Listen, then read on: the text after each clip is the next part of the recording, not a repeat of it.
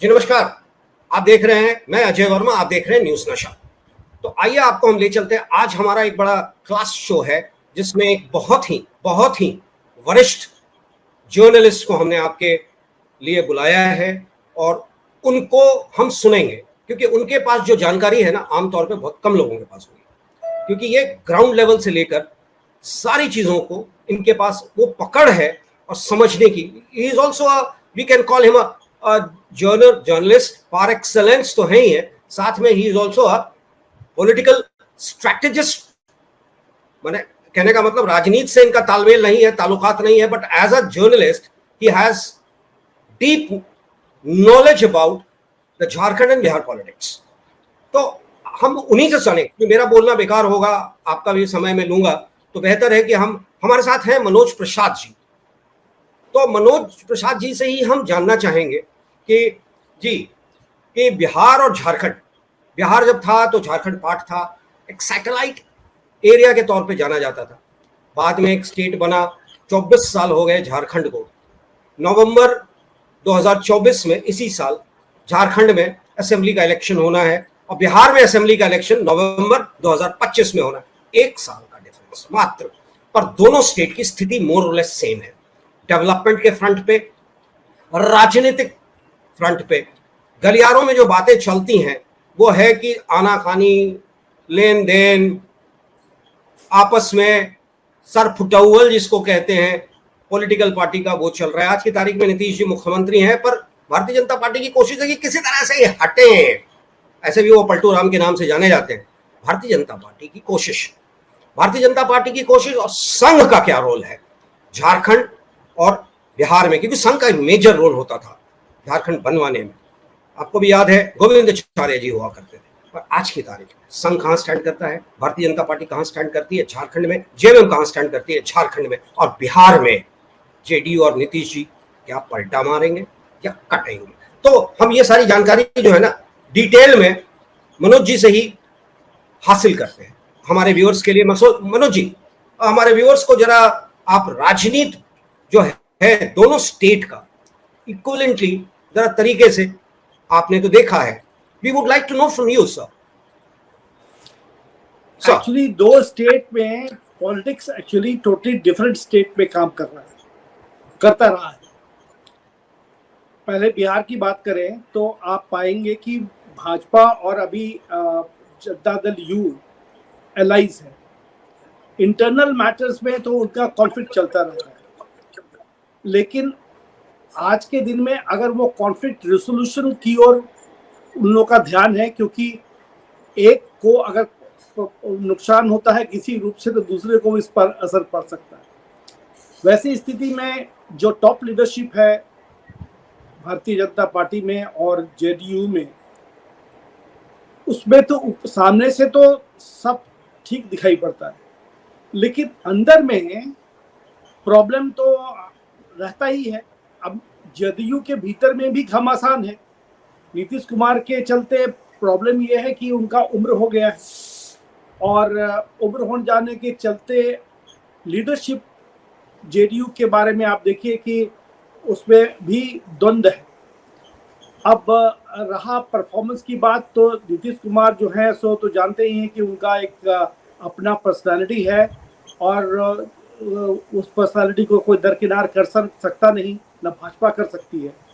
तो top leadership में ये लोग चाहेंगे कि अभी किसी तरह का डिसेबिलिटी ना हो, ताकि उस पर केंद्र सरकार पर असर ना पड़े, क्योंकि थोड़ा सा भी इधर उधर होने से असर तो पड़ेगा। ये जरूरी बात है पक्का कि नीतीश अगर विड्रॉ भी कर लेंगे तो सरकार गिरने को नहीं, ये बात साफ साफ है। लेकिन तब है कि मुझे लगता है कि भाजपा का जो टॉप लीडरशिप है वो नहीं चाहेगा अभी किसी तरह से कोई आपस में द्वंद्व हो। वो चाहेंगे कि इसका रिसोल्यूशन ही हो। उस तरफ भाजपा में आप देखिए तो आपका सवाल बड़ा इम्पोर्टेंट है कि भाजपा में और संघ में जो रिलेशनशिप है वो विगत कुछ सालों में शब्दों की आकलन में अगर आप देखें तो पाएंगे कि थोड़ा प्रॉब्लम है। जैसे कि नड्डा जी जो आज पटना में रहेंगे, नड्डा जी ने एक बयान दिया था जो कि अभी सार्वजनिक है, सब लोग जानते हैं। वो कह रहे थे कि अब हमको संघ से कोई मतलब नहीं है, हम अपने आप में आगे बढ़ जाएंगे। उस तरफ मोहन भागवत जी का स्टेटमेंट आया कि अपने को भगवान नहीं समझना चाहिए और पॉलिटिक्स पे अपना कर्म करना चाहिए। तो उसका जो स्टेटमेंट का सार था वो बेसिकली मोदी जी के खिलाफ ही था।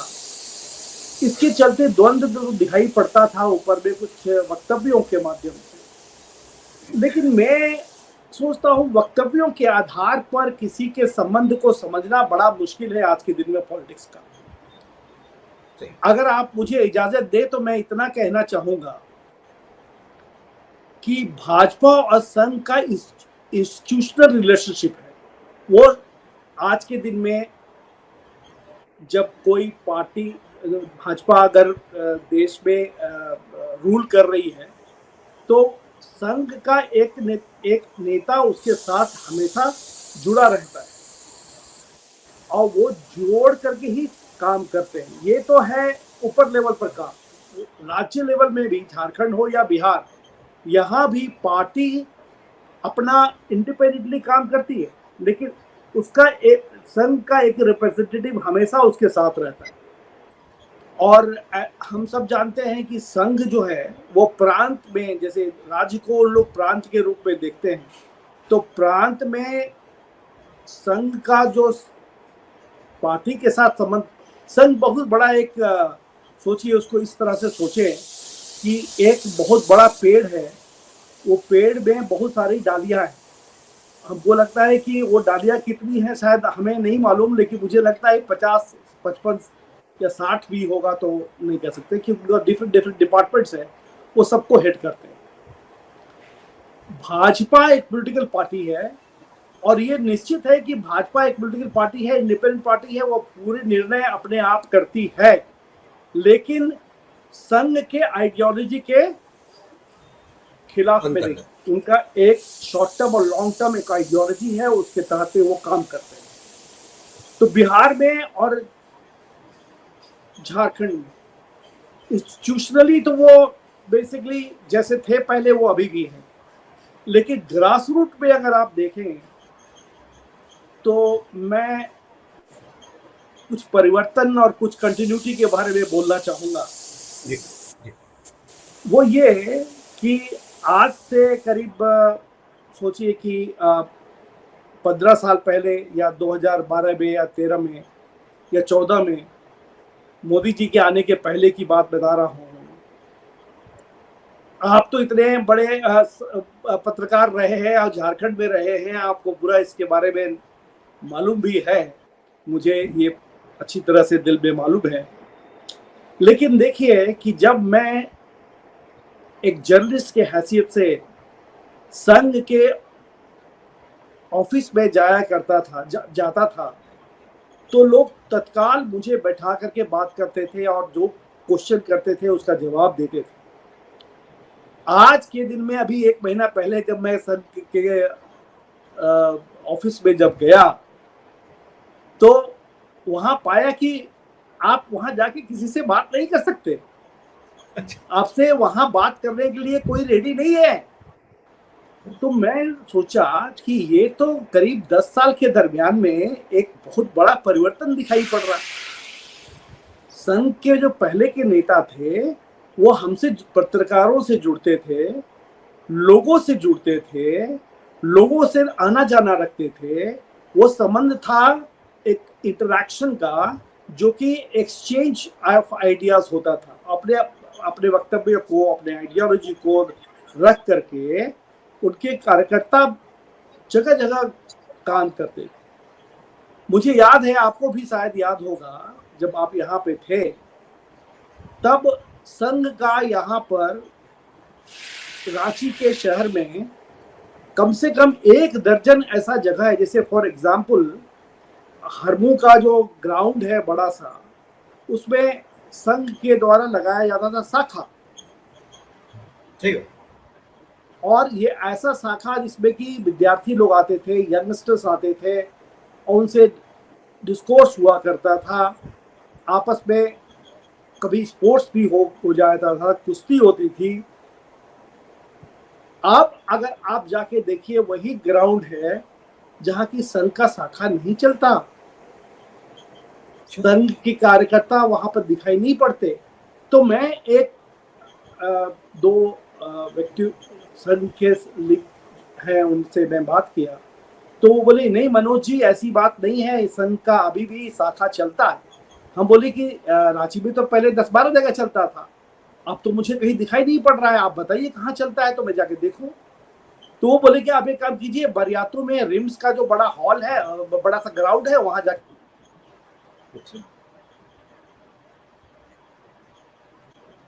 We lost you.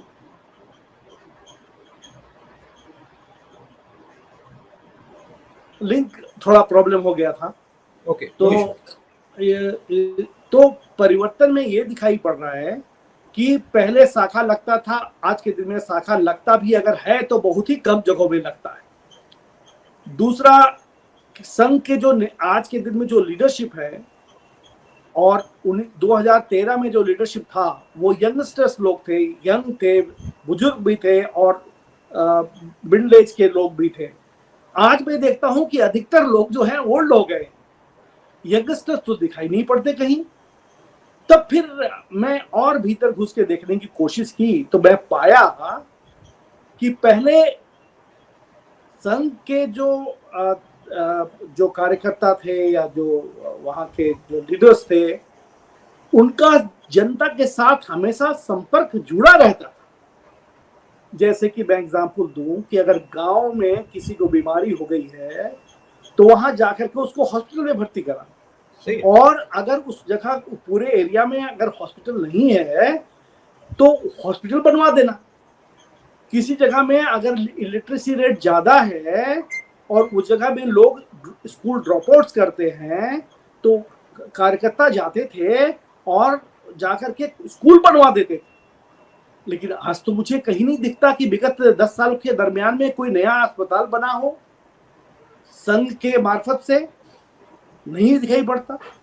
तो फिर मैं सोचता हूं कि स्कूल की क्या जरूरत है, हॉस्पिटल की क्या जरूरत है, मोदी जी ने तो पूरा काम कर दिया। तो सारा काम तो मोदी जी कर ही दिए। अब अनाज देने से लेकर के, स्कूल जाने से लेकर के, हॉस्पिटल से, सारा काम तो मोदी जी ने कर दिया। तो संघ के पास बचा क्या है काम करने के लिए? ये एक संघ के बड़े बुजुर्ग नेता ने मुझसे कहा, ये आप बताइए कि संघ के पास बचा क्या है करने के लिए। हम बोले ये तो बड़ा अजीब बात आप कह रहे हैं, काम करने की कमी है। तो बोले क्यों बोल रहे मनोज जी आप ऐसा हुआ? हम बोले आप मुझे बताइए,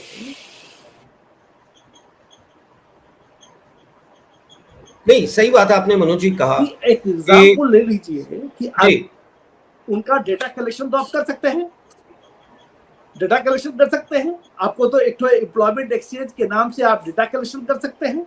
आप तो ये भी कर, बहुत सारा काम है जो कि आप टेक्नोलॉजी का ट्रांसफर हो रहा है उसके बारे में जानकारी करने के लिए उनसे कर सकते हैं। तो मैं देखा एक बात कि पहले जनता से जुड़ा हुआ लोग क्रिएटिव वर्क काम करते थे। आज के दिन में संघ में एक कॉर्पोरेट कल्चर हो गया, मतलब कि अगर मुझे भी मिलना है तो आपको फोन करके उनका अपॉइंटमेंट लेना पड़ेगा। तो मैं पूछा कि ये क्या हो रहा है? आपने सही कहा मनोज जी। बस एक सेकंड के लिए मैं एक बात कहना चाहूंगा आपसे कि मुझे भी याद है, मैं जब झारखंड में था, बिहार में था, तो 3-4 बड़े संघ के नेता थे। गोविंदाचार्य जी, जोशी जी, जिनकी बात अभी आ रही है अभी कि कहीं वो अध्यक्ष ना बन जाए, या अशोक वार्ष्णेय जी। इन लोगों को मैंने देखा है सड़क पे, चाय दुकानों में, जिसको कहते हैं ना अपने यहाँ पकौड़ी और कचौड़ी बनता है, कचरी, हॉकर के पास खड़े होकर कचरी खा रहे हैं और लोगों से बात कर रहे हैं। यही कारण था संघ का, जो एक लोगों के साथ टच बेस था। यही रीजन रहा बीजेपी के उठने का। और बीजेपी जब सरकार में आ गया तो उन्होंने शायद संघ को किनारे कर दिया, या संघ को लगा कि अब उससे कोई फायदा नहीं है, अफ्लुएंट हो गए या एजेड हो गए। जी नहीं, मैं आपसे आप कुछ कह रहे थे। मैं आपसे डिफर करता हूं जी। ये पावर में जब भाजपा 10 साल से आई है तो जो संघ के नेता थे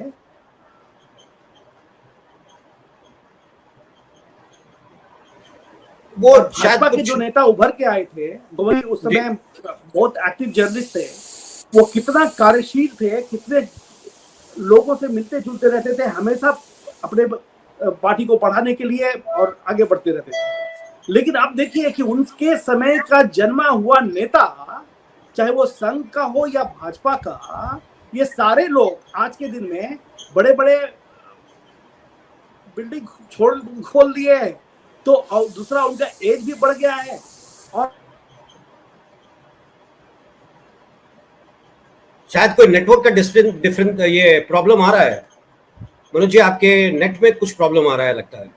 अब मैं उसके लिए माफी चाहता हूं, लेकिन मेरे पास हाथ में ये है नहीं। नहीं, वो तो मुझे भी पता है, बारिश हो रही है, है। सुना सुना के जम के बारिश हो रही है रांची में आपके। अभी नहीं, अभी तो धूप निकला हुआ है।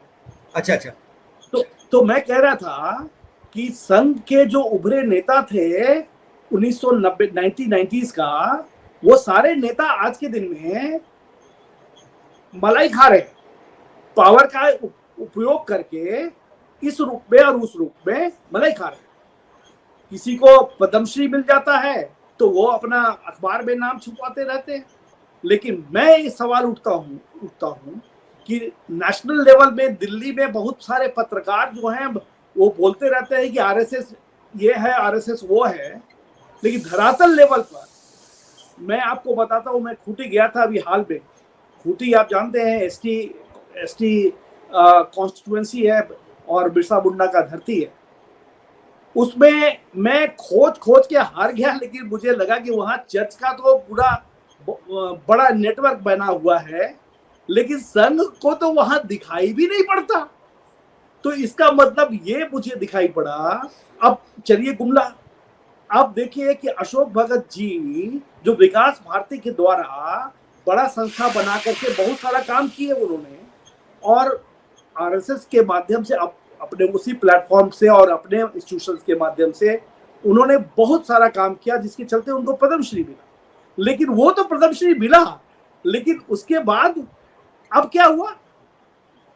तो ये एक्चुअली जो प्रोसेस है ये चलता रहता है। इसमें आपको संगठन को मजबूत नहीं कीजिएगा धरातल लेवल पर तो आगे कैसे बढ़ सकता है? दूसरी बात कि बढ़ाएगा कौन?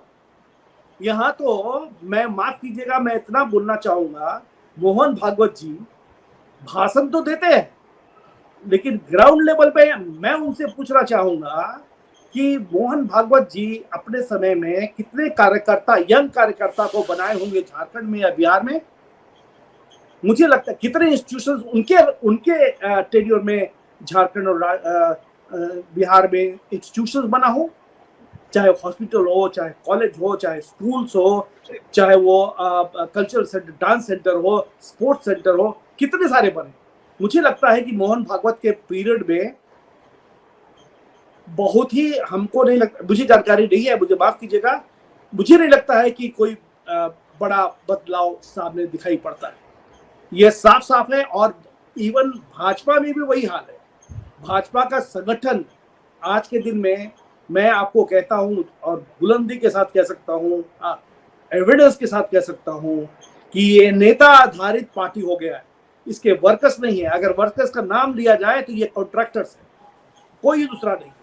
हर एमएलए का अपना एक 5 करोड़ रुपया और पता नहीं 101 करोड़ रुपया कितना मिलता है, वो सारे रोड बनाते हैं, उनका सब अपना कॉन्ट्रैक्टर्स है। अब मान लीजिए कोई नेता आ गया और बाहर से, दिल्ली से आ गए कोई लोग, तो उनको स्वागत करने के लिए कॉन्ट्रैक्टर लोग जाते हैं और उनको कहा जाता है कि भाजपा के ये कार्यकर्ता है, लेकिन है तो नहीं वो। ये सच्चाई है। अगर ये भाजपा और संघ नहीं इसको देखेगा तो मुझे लगता है कि आने वाले समय में उन्हें बहुत बड़ा समस्या झेलना पड़ सकता है। अच्छा मनोज जी, मैं आपसे ये जानना चाहूंगा, झारखंड में नवंबर में चुनाव होना है, इलेक्शन कमीशन के मेंबर्स भी गए थे परसों, 2 दिन की मीटिंग थी, डेट अब अनाउंस होने वाला है, कब चुनाव होना है, कितने फेजेस में होना है या कैसे होना है। पर आपको क्या लगता है झारखंड में क्या होगा? क्योंकि 2 ही पार्टी के बीच, 2 ही गठबंधनों के बीच तकरार है, और थर्ड फोर्स के तौर पे सूर्य सिंह देशरा का एक जनमत आ गया है, जहां की शायद आप भी अपना समर्थन दे। तो कहां दिखता है झारखंड? कौन बनाएगा कौन होगा मुख्यमंत्री? किसकी बनेगी सरकार? क्योंकि करप्शन अपने हाइट पे है, पलायन अपने हाइट पे है, बांग्लादेशी घुसपैठियों की बात चली रही है, नौकरशाह उन हावी हैं। सरकार इनफैक्ट देखा जाए तो बिहार में, झारखंड में भी नौकरशाही चला रहे हैं, इन अ वे कहा जाए, जो मुझे दिल्ली में नजर आता है। आप बेहतर बता पाएंगे जी। नहीं, विनोद आप एकदम, आपका प्रश्न बहुत अच्छा है, आपने जो भी कहा वो सच्चाई है। क्या होगा ये तो भविष्य ही बताएगा, उसमें कहना बड़ा मुश्किल है कि क्या होगा पॉलिटिक्स में। लेकिन अगर मैं आपके समक्ष ये बात कहूं कि चुनाव का रिजल्ट यहाँ पर तो जनवरी तक आएगा। आज के दिन में भाजपा ने एक बहुत बड़ा काम किया कि दो व्यक्ति को यहाँ का इंचार्ज बना दिया। एक तो शिवराज सिंह चौहान और असम के सीएम शर्मा जी। ये दोनों बहुत ही स्ट्रॉन्ग नेता हैं, जुड़े हुए हैं ग्रास रूट से। और मैं देखा हूं कि विगत 2 महीने के दरमियान में उनका कई बार वो आए हैं। वो सिर्फ आके भाषण नहीं देते, भाषण तो पत्रकारों के सामने जो बोलना होता है बोल देते हैं, लेकिन वो गांव गांव जाते हैं और गांव गांव जाकर के लोगों को जागरूक करने की कोशिश करते हैं और उसको स्ट्रेंथन करने की कोशिश करते हैं। मैं उदाहरण देना चाहूंगा, शिवराज सिंह चौहान जब रांची में थे एक बार, दिस एग्जाम्पल, मैं एग्जाम्पल दे रहा हूँ, तो उनको हजारीबाग और चतरा जाकर के वहां मीटिंग करनी थी। जाने के पहले ओरमांझी में उन्होंने एक मीटिंग किया एक कार्यकर्ता से जो रूठे हुए थे, उनके घर में जाकर के नाश्ता किया और मिला करके उनको आगे बढ़ाया। एग्जाम्पल मैं इसलिए दे रहा हूं कि इनकी कार्य की पद्धति कुछ अलग है। ये लोग सिर्फ ऑफिस के हेडक्वार्टर ऑफिस में जाकर के मीटिंग नहीं कर रहे, ये धरातल पर जाकर के लोगों से मिलकर के उसके नेटवर्क को बनाने की कोशिश कर रहे हैं। और मैं इतना कह देता हूं कि दोनों दिवंगत बहुत ही स्ट्रॉन्ग नेता हैं। और उस स्थिति में जो आज के दिन में भाजपा है, जो मैं पहले बोल चुका, वैसी स्थिति में इन लोगों ने पूरी जोर लगा के ये काम करने की कोशिश की। अब दूसरी तरफ जो स्टेट लेवल लीडरशिप है, अब देखिए कि यहाँ नेता ज्यादा हैं, कार्यकर्ता कम। नेता ज्यादा हैं और हर कॉन्स्टिट्यूएंसी में टिकट किसको मिलेगा मैं नहीं जानता, लेकिन जिसको भी टिकट मिलेगा और सेलेक्ट किया जाएगा, वो अपने बच्चों के माध्यम से एक नेटवर्क डेवलप करेगा और वो चुनाव में आगे बढ़ेगा। तो पार्टी अभी चाह रही है कि बूथ लेवल पर हम लोग स्ट्रॉन्ग बने। और सबसे बड़ी जिम्मेदारी इनको सौंपी गई है कि आप देखिए कि 2024 का लोकसभा चुनाव में ये शायद पहली बार हुआ जब भाजपा 5 एसटी सीट्स हार गई। मुझे 5 सीट हारी, मतलब 2 सीट हारी, पहले 2 ही तो सीट था उनका, बाकी 3 तो उनके हाथ में था भी नहीं, लेकिन 5 सीट हारी। अब 5 सीट हारी इसका, और काफी बड़े माध्यम 1 लाख 1.5 लाख वोटों से हारी। अब ऐसी स्थिति में भाजपा को दिखाई पड़ता है कि आदिवासी हमसे नाराज हैं, हमसे गुस्से में हैं और वो हमें वोट नहीं दे रहे। अब रहा, अगर डेटा को एनालाइज कीजिए तो आप पाइएगा कि 2024 के लोकसभा चुनाव में 81 असेंबली कॉन्स्टिट्यूएंसीज में 55 या 52 या 55, कुछ नंबर में मुझे गलती हो सकती है, लेकिन इतने सीटों पे नंबर 1 थी भाजपा। तो अगर 52-55 सीटों पर असेंबली कॉन्स्टिट्यूएंसी में भाजपा नंबर 1 में थी, तो ये तो कहा ही जा सकता है कि पूरे आदिवासी समाज उनके खिलाफ नहीं है। लेकिन आज के दिन में मेजॉरिटी ऑफ आदिवासी कम्युनिटी उनके खिलाफ है। और उनका खिलाफ का एक मेरा अपना जो संपर्क है आदिवासी नेताओं से, जो पॉलिटिशियंस नहीं है उनसे, उनके आधार पर उनका ये कहना है कि ये जो भाजपा की पहले की जो सरकार थी, वो सीएनटी एक्ट और एसएनटी एक्ट में अमेंडमेंट करना चाहती थी, और वो इस चीज को ऐसा प्रचार प्रसार किया गया अपोजिशन के द्वारा कि आदिवासी की जमीन को लूटा जा रहा है। किसके द्वारा? तो कैपिटलिस्ट के, पूंजीपतियों के द्वारा। तो अपोजिशन ने इनको प्रोजेक्ट किया ऐसा कि आप जमीन को हथियाने के लिए आदिवासी के जो सीएनटी एक्ट है, जो अंग्रेजों ने बनाया था 1908 में, उसको आप अमेंड करना चाहते हैं। वो जब ये क्या रघुवर दास से सरकार में ये जो अमेंडमेंट आया, और अभी जो राष्ट्रपति हैं मुर्मू जी, इन्होंने इसको रोक दिया। विधानसभा से पास हुआ बिल को गवर्नर ने रोक दिया और सारे लोगों से बात करने के बाद उसको लौटा दिया। और वो अच्छा किया इसलिए कि नहीं तो यहाँ एक, आपको मालूम है कि बिरसा मुंडा की धरती पर ये जमीन का आंदोलन बहुत पुराना आंदोलन है और उसके चलते बहुत सारा आंदोलन यहाँ हो चुका है, और इसी चीज को अपोजिशन पार्टी से काफी अच्छा से भजाया और चर्च ने भी भजाया और सारे लोग भजा करके इसको भाजपा को प्रोजेक्ट कर दिया कि ये लैंड को लूटने वाला पार्टी है। अब ऐसे सिचुएशन में भाजपा का जो संगठन है वो शायद अपने को काउंटर नहीं कर पाया कि मैं इस काम में नहीं लगा हूं, वो अभी तक कायम। और इसके चलते आप देखिएगा कि मुख्यमंत्री हेमंत सोरेन जब भी भाषण देते हैं तो दो बात जरूर बोलते हैं। एक कि हमको जेल डाल दिया, झूठा बात पर कर दिया इसलिए कि हम इनके खिलाफ लड़ाई कर रहे हैं। दूसरा कि ये सब जमीन लुटवा है, जमीन लूटने के लिए आए, इनको हटाइए। तीसरा, अभी हाल में एक भाजपा नेता ने बड़ा अच्छा जवाब दिया हेमंत सोरेन को, कहा कि ये चूहा है। हेमंत सोरेन ने कहा कि ये चूहा लोग हैं, ये चूहा को भगाइए। तो उसने कहा कि आरएसएस चूहा नहीं है, ये लायन है। तो इस तरह का वक्तव्य यहाँ पर अभी जॉर्ज सोरोस की भी बात आ गई थी बीच में। आपका प्रश्न था कि क्या होगा आने वाला समय, तो क्या होगा तो मुझे लगता है ना हम ना आप कोई नहीं बोल सकता, लेकिन इतना तो मुझे लगता है कि लड़ाई कांटे की है और एंटी इनकम्बेंसी होने के बावजूद भी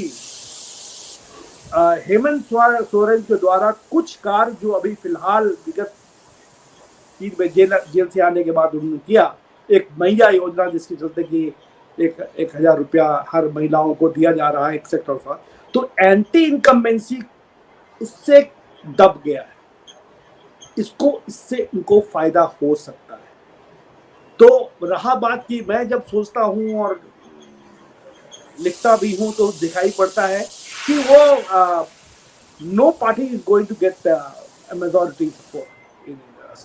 it is going to be hung assembly definitely, हमको ऐसा लगता है। ये हंग की स्थिति आएगी या कोई भी पार्टी को मेजॉरिटी नहीं मिलना है, ये जैसा आप कह रहे हैं नजर आ रहा है आज की तारीख में झारखंड में। हम बिहार की बात कर रहे थे, बिहार में भी आपने जो कहा कि पलटेगा या कटेगा, नड्डा का काउंटडाउन चल रहा है, क्या काउंटडाउन नीतीश का भी होगा। झारखंड की स्थिति में हम ये कहें कि करप्शन बहुत बड़ा मुद्दा नहीं है, लोगों को आदत सी पड़ गई है 24 साल में कि यहाँ तो ये बड़ा आम चीज है, लोग करप्शन, जमीन, माइनिंग घोटाला, असेंबली घोटाला, अरे ये तो हर पॉलिटिकल पार्टी का राइट है, इसीलिए उसको भूल जाओ और हमें बस लॉलीपॉप मिल गया उसके साथ जाकर वोट दे दो। तो यानी कि दोनों ही पार्टी ऐसे चल रहे हैं, एक ही तराजू का ऐसा मूवमेंट हो रहा है। और संघ का जहां तक आपने बताया, संघ हैज बिकम मोर और लेस कहा जाए तो संघ भारतीय जनता पार्टी के साथ नहीं रह गया, कॉर्पोरेटाइजेशन हो गया है, राइटली सेड। जी बहुत अच्छा लगा मनोज जी, हम फिर आएंगे आपके पास इस तरह के मुद्दों के साथ और हमारे व्यूअर्स वेट करेंगे कि आपके विचार को सुनकर मुझे लगता है कि हमारे व्यूअर्स को बहुत ही पता चला कि बिहार की अंदरूनी हालत, झारखंड में वाकई में क्या हो रहा है, उसकी जानकारी मिली। जी नमस्कार। और आप हमसे जुड़े रहने के लिए सब्सक्राइब करें YouTube पर, फॉलो करें Twitter पर और लाइक करें Facebook पर। और ज्यादा जानकारी के लिए आपको टाइप करना होगा सिर्फ न्यूज़ नशा।